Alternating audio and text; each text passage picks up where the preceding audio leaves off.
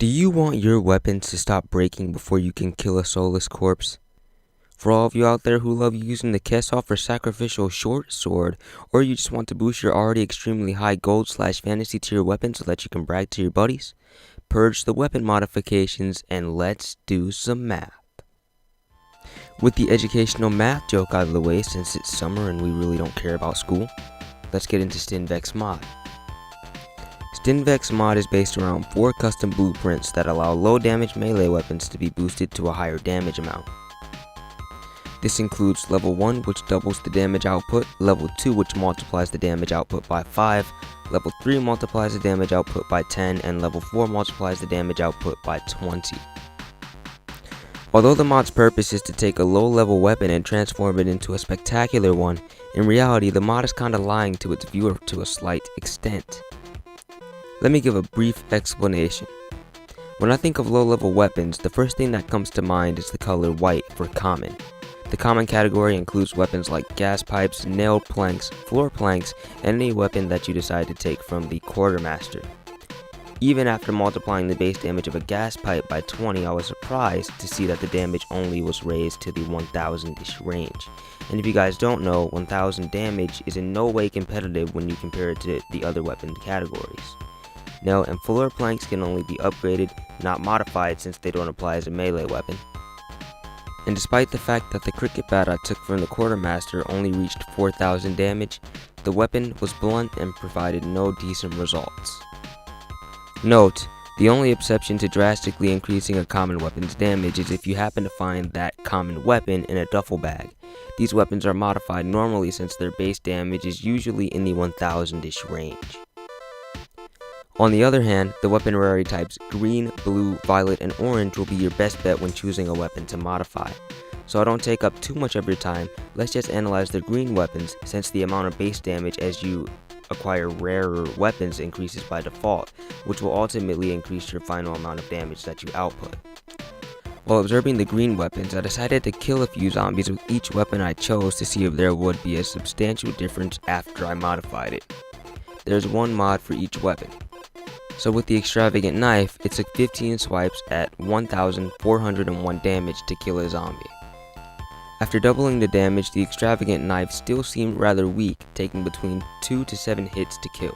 Now you might say 2 hits is really easy to kill a zombie, but it really depends on where you hit, as your crosshair can be a little bit inaccurate every single time you click the buttons. The next weapon I decided to test was the skull machete, which had a base damage of 1872. This took about 3 to 5 hits to kill, and sometimes I was lucky and got 2 just depending on where you hit the body. After multiplying the base damage of the machete by 5, I got 11,235 damage.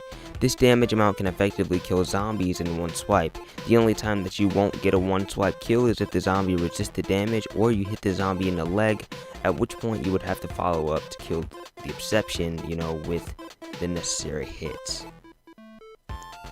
At this point, I think you guys can tell that modifying the damage higher than times 5 will only result in a higher final damage output. Since all of the rarity types have more damage by default, they will only increase as well. The only exception for a green weapon not performing well is a result of the player acquiring such a weapon from a zombie, which is always less than 100 damage.